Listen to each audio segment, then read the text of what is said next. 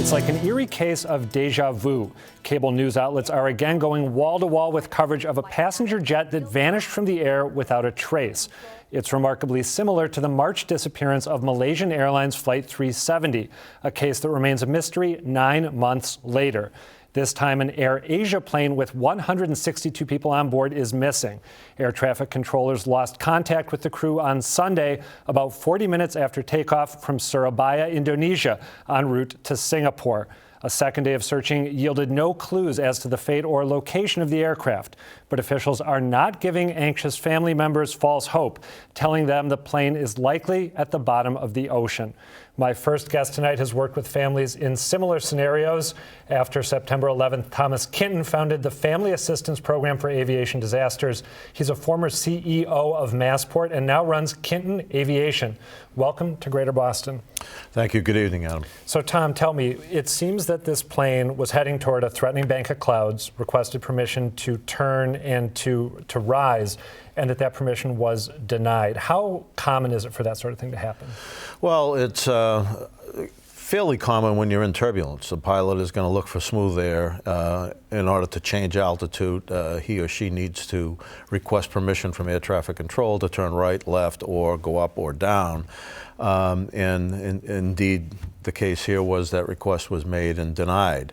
However, if there's an emergency, a pilot can declare an emergency, and air traffic controller will grant that request if there's a known emergency, and apparently that did not take place here. That didn't take place, right? As far as I know, there was no emergency declared. When an emergency is declared, just in case we learn later that happened, how does that work? A pilot says, I'm sorry, I have to take this action, and then what transpires? Declares an emergency and proceeds to the best avenue available to get out of that situation he or she is in. And air traffic control, aware that that aircraft, that blip on the screen, has an emergency, is now directing other aircraft in the area away from it. So when you were CEO of Massport, how common would it be for this sort of thing to happen in the vicinity of Logan? How often would you get a request, hey, we need to change direction? And how often would a pilot say, I'm sorry, I have to take emergency action? The emergency action is very, very rare. As I say, it's fairly commonplace, not just around Logan, but mainly when you're at altitude. When you're climbing out, you're moving through various altitudes fairly quickly, and you get some bumps and some movement sometimes with unstable air.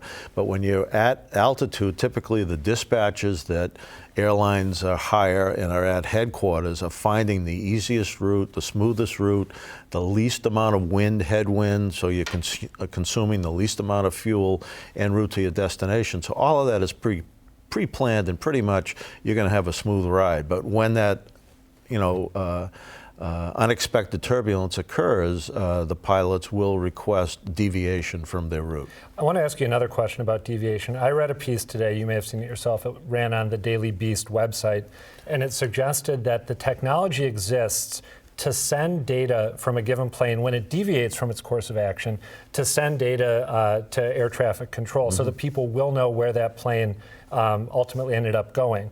And the claim I remember is that it would cost about $20,000 per plane to make this so-called black box in the cloud something that is a reality.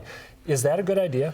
Well, it's a very good idea. I mean, given we've had two of these planes now, as you mentioned at the top, disappear, literally, it makes sense. And also given the satellite technology. Satellite technology is going to change the world as we know it from an air traffic control standpoint, and the ability to pinpoint the location of aircraft, whether they're out over the ocean, over the North Pole on the polar route, or just over the continental U.S. And that, I think it's a smart and a good idea, and technology will soon be available, or it is available, but as aircraft change to accommodate to the satellite technology, this is something that will be done. So if that technology is available right now, why hasn't this change already occurred? Well, typically in the airline industry, there's FAA, as far as U.S. operations are concerned, there's IATA for international aviation issues and so forth, and a lot of things are mandated. So airlines comply with those mandates.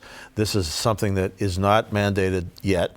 today, so airlines have not complied with it. Some are doing it on their own, and in the process of doing it on their own on a voluntary basis, but I think it will soon be mandated worldwide. Which carriers are doing it voluntarily right now? I've heard talk of American Airlines perhaps looking at it, as well as United. Some of the major, large major commercial airlines in the U.S., as well as some foreign carriers as well. It seems like these days, anytime there's a plane crash, it becomes a nonstop news event, whether we know the fate of the plane or not. Is that, do you think, damaging at all, whether it's for the searchers or for the family members who have apparently lost loved ones? I don't think it is. I mean, it's the industry is so safe. That's why I think it gets so much attention that when something like this happens, something as technologically advanced as a modern airliner disappears over the ocean somewhere, it's a highly unusual event, and the fact that we've seen two of them now even makes it more unusual. I think it warrants the kind of attention it gets. And what it does also is it brings safety advocacy to the front. That's why this industry is so safe, because we examine every incident, whether it's just turbulence and somebody injured at altitude, or whether it's an actual crash or something that went wrong on board an aircraft. The NTSB, the FAA, IATA, the worldwide aviation community is looking at these things and fixing it and making it better going forward.